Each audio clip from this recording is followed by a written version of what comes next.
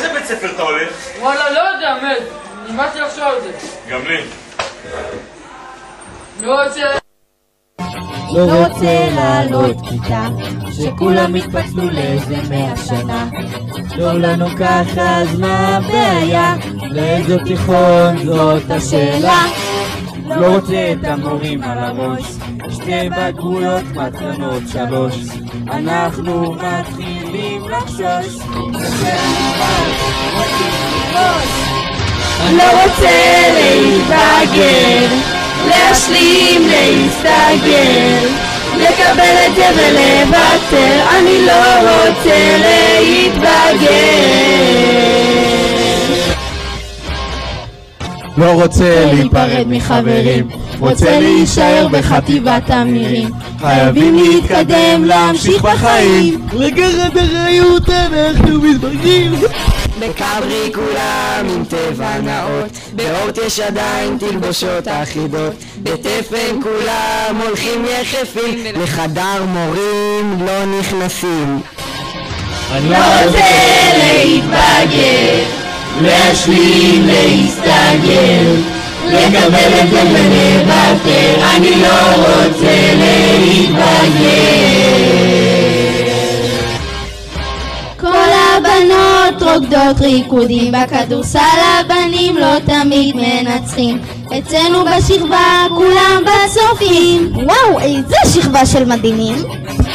בכיתה זין פחדנו מט', בכיתה ח' פחדנו מט', בכיתה ט' פחדנו גם לא תראו ריקוד.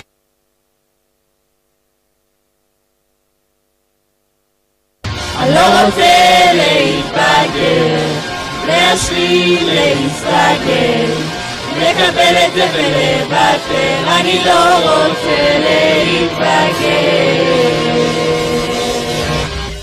השיעור של תמיר הוא שיעור שכונה, בפיזיקה כולם בתנומה, זהירות בדרכים זה שיעור מיותר, חינוך גופני זה שיעור משוחרר. ט' 2 ילדי יקרים, ט' 3 תמיד רעבים, ט' 4 כל היום לומדים, וט' 1 כיתה של מופרעים. אני לא רוצה להתבגר, להשלים, להסתגר, לקבל את זה ולוותר. אני לא רוצה להתבגר.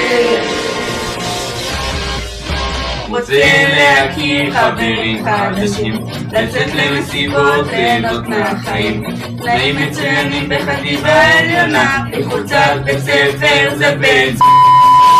אני רוצה להיות חופשי, לקבל החלטות לבד לעצמי, בתיכון הכל אפשרי, בסך הכל זה דבר חיובי. כשחושבים על זה ככה, כן רוצה להתבגר, להשלים, להסתגר, לקבל את זה ולוותר. אני כן רוצה להתבגר.